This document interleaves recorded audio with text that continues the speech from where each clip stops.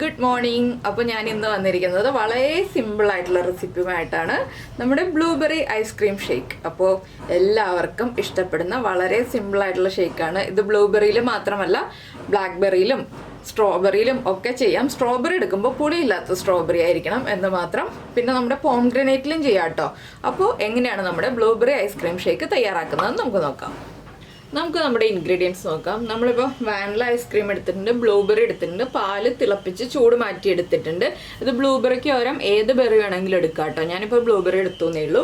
അതുപോലെ തന്നെ വാനില ഐസ്ക്രീമാണ് ഇതിൻ്റെ നല്ല കോമ്പിനേഷൻ വരുന്നത്. ആദ്യമായിട്ട് നമുക്ക് മിക്സിയുടെ ജാറിലേക്ക് നമുക്ക് ബ്ലൂബെറി ആഡ് ചെയ്യാം.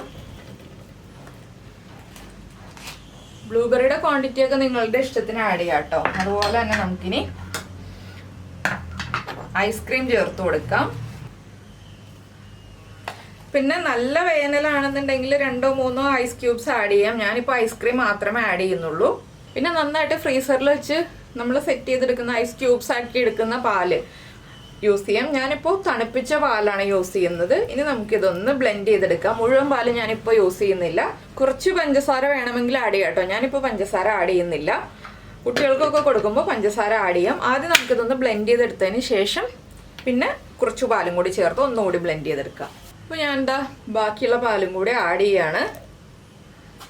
ഇനി നമുക്ക് നന്നായിട്ട് ബ്ലെൻഡ് ചെയ്തെടുക്കാം. ഇപ്പോൾ നമ്മുടെ ബ്ലൂബെറി ഐസ്ക്രീം ഷേക്ക് ഇതാ റെഡി ആയി കഴിഞ്ഞു. നമുക്കൊരു ഗ്ലാസ്സിലേക്ക് മാറ്റാം. പഞ്ചസാര ചേർക്കണമെന്നുണ്ടെങ്കിൽ ചേർക്കാം കേട്ടോ. ഞാൻ പഞ്ചസാര ചേർത്തില്ല എന്നേ ഉള്ളൂ. നിങ്ങളുടെ ഇഷ്ടത്തിനനുസരിച്ച് ചേർത്ത് കൊടുക്കാം.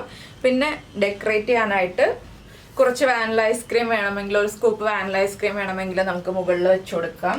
നമ്മൾ ഡെക്കറേറ്റ് ചെയ്യാനായിട്ട് ഇതുപോലെ ഒരു സ്കൂപ്പ് വാനില ഐസ്ക്രീം വെച്ചിട്ട് പ്രസൻറ്റ് ചെയ്യുകയാണെങ്കിൽ കുട്ടികൾക്കൊക്കെ നന്നായിട്ട് ഇഷ്ടപ്പെടും. അപ്പോൾ നിങ്ങൾക്ക് എല്ലാവർക്കും വളരെ സിമ്പിളായിട്ടുള്ള ഈ ഒരു റെസിപ്പി ഇഷ്ടമായി എന്ന് വിചാരിക്കുന്നു. ഇഷ്ടമായിട്ടുണ്ടെങ്കിൽ ഒന്ന് ലൈക്ക് ചെയ്യാനും കമൻറ്റ് ചെയ്യാനും ഒന്നും മറന്നുപോയില്ലല്ലോ.